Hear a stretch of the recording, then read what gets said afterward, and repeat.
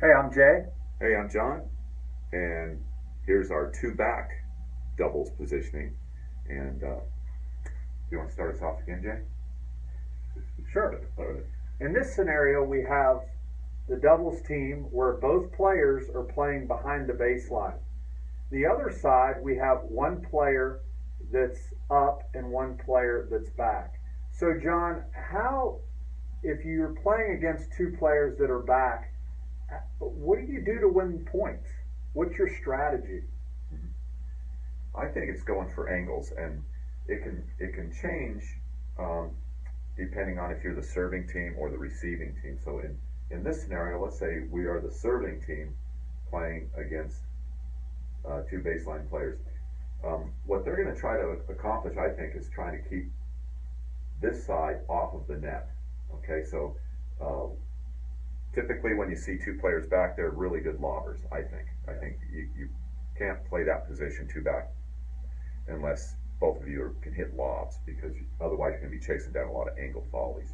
So that's going to adjust your position as a net player, maybe playing a little bit deeper, expecting them to So more get that back in lob. here. It could be, yeah. Yeah. It depends on, once again, the strength of their lob and your mobility. You know, let's face it, as you get older, you get slower, smarter, and more attractive, but slower. All right. What if you're the two back team? What are you going to try to do to? Why are you back? Well, I think you're back because maybe you're not a strong volleyer, or the other team is putting a lot of pressure on you. They're hitting harder shots. So I would want to give my partner and myself more time, maybe to slow the game down, to change the pace of the ball, to lob more. Maybe the game has gotten really fast and we want to change kind of our tactics. So by having both players back, that gives them more time to hit shots. They're not as rushed. I like that strategy some, to just mix up in the flow of the match. Yeah. It works well.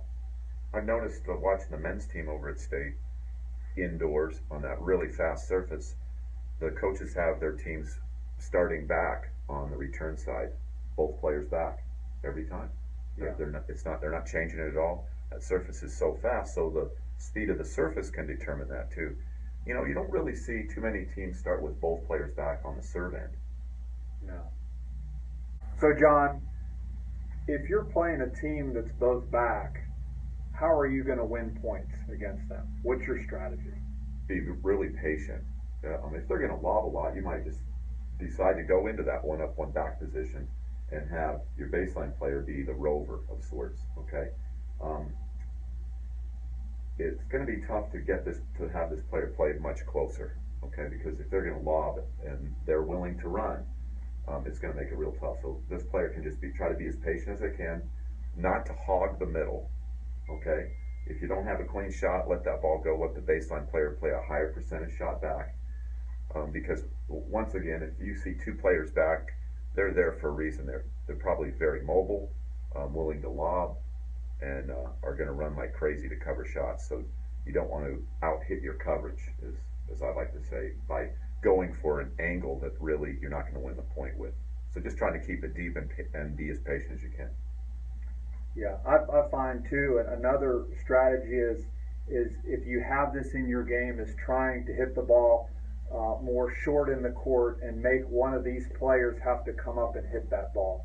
Again, you've got to have some type of underspin shot, maybe a drop shot, to bring them up and get them out of what they like to do. On the two back side, um, I think some options for the players back here is certainly mix up the lobs and the drives. Don't be afraid to go at the net player, because it is difficult to hit sharp angle shots if you've pushed them back. This is not an area to win points. If you can hit a ball to them in this area, it's going to make for a difficult volley. They'll really have to try to go deep. If they go short from this position, this team has enough time to run down almost any shot from this area. John, is that because they're further back, the ball tends to drop more Right. on them, so they're going to be hitting what kind of shot? Yeah, Hit it getting under, up? yeah, Okay. hit up and try to get it deep. You know, if you consider the ball flight time on the average from baseline to baseline is about 2 seconds. Okay, um,